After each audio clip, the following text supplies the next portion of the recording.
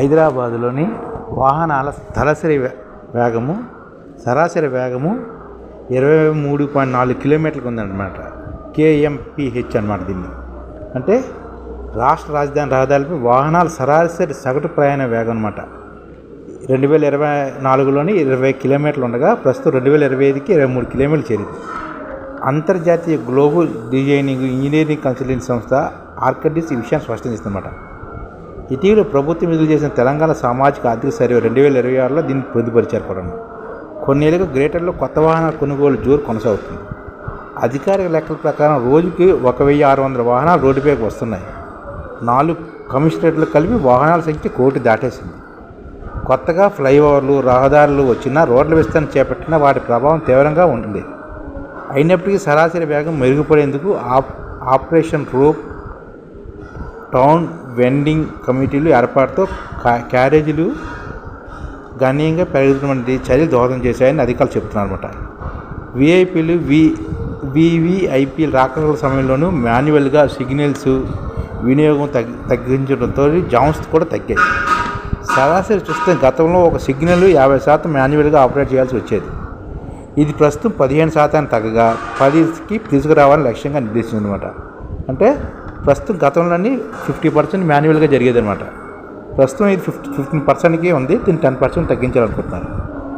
అనేక రకాలుగా అధ్యయనాలతో ఆర్కిడిస్, Tom, Google, ride helping వంటి ప్లాట్ఫామ్స్ వంటి మ్యాప్ ఆధారిత సేవలు ఆధారించే సంస్థలు నుంచి కూడా డేటాను సేకరిస్తున్నారన్నమాట.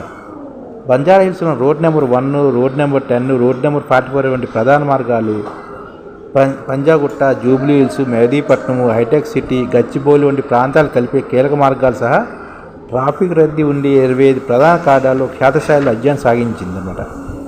ఇక్కడ ఎంపిక చేసిన చోట్ల ఉదయం, సాయంత్రం పీక్ అవర్స్లో, మధ్యాహ్నం నాన్ పీక్ అవర్స్లో వాహన ప్రయాణ వేగం నమోదు చేశారు. ఇలా వివిధ రకాలుగా చేసిన అధ్యయనంతో ఆర్కిడిస్ నగరంలోని సరాసరి వేగాన్ని నిర్ధారించింది. సిగ్నల్స్లో 93 నుంచి 94% అడాప్టివ్ ట్రాఫిక్ మేనేజ్మెంట్ సిస్టమ్ కింద ఆటోమేటిక్గా పనిచేస్తున్నాయని స్పష్టం చేసింది. 2016-17లో ఇది 20% లోపు ఉండేదని పేర్కొంది. సాంకేతిక పరిజ్ఞానం వినియోగించి నగరంలో 20 ప్రాంతాలను ఎత్తైన భవనాలపై హైరేజ్ కెమెరా ఏర్పాటు చేశారు. ప్రయోగాత్మక 2 డ్రోన్లు కూడా వినియోగించారు. వీటితో ట్రాఫిక్ స్థితిగతులను ఎప్పటికప్పుడు గుర్తిస్తున్నారన్నమాట. అవసరమైన మార్గాన్ని ఎక్కువసేపు గ్రీన్ లైన్ ఉండేలా చేస్తున్నారు. ఈ కెమెరాలు డ్రోన్ సంఖ్య పెంచాలని ప్రణాళిక సిద్ధం చేస్తారు. కార్పొరేట్ సంస్థలు, పెద్ద వ్యాపారాలు కార్పొరేట్ సామాజిక బాధ్యత కింద ట్రాఫిక్ మార్షల్ని నియమిస్తున్నారన్నమాట. ఈ విధంగా ట్రాఫిక్ సమస్యలు ఉన్నాయి. రాత్రివేళ సైతం వీధుల సిబ్బందిని కూడా ఉంచుతుందన్నమాట. ట్రాఫిక్ అసిస్టెంట్స్గా ఉన్న ట్రాన్స్జెండర్ పనితీరు బాగుపడుతుంది. సంఖ్య పెంచడానికి ప్రభుత్వం ప్రతిపాదించనమాట. ఆర్టీసీ డిపోల సమావేశాలు, అవగాహన శిబిరాలు ఏర్పాటు చేసి బస్సులు ఆగేలా చర్యలు తీసుకుంటున్నారు. కొన్ని ప్రాంతాల్లోని బస్ స్టాపులను వేరే చోటుకు మార్చేలా ప్రణాళికలకు సిద్ధం చేస్తారు. ఆటో డ్రైవర్లు ఎక్కడ పడితే అక్కడ వాహనాలు నిలపకుండా ప్రత్యేక స్థలాలు కేటాయించి బోర్డులు పెట్టారు. సిటీలోని కొన్ని చోట్ల యూటర్న్ చాలా దూరంగా ఉండేవి. విస్తృత అధ్యయనంతో వీలున్న చోట్ల యూటర్న్ అందుబాటులో తెచ్చారు. రాత్రి 10 తర్వాత ఉదయం 5:30 విధుల్లో చూడడానికి 100 మంది కూడా సిబ్బందిని కేటాయించారన్నమాట. ఈ విధంగా సిబ్బందిని కేటాయిస్తూ హైదరాబాద్ ట్రాఫిక్ని సరాసరి పెంచుతున్నారన్నమాట.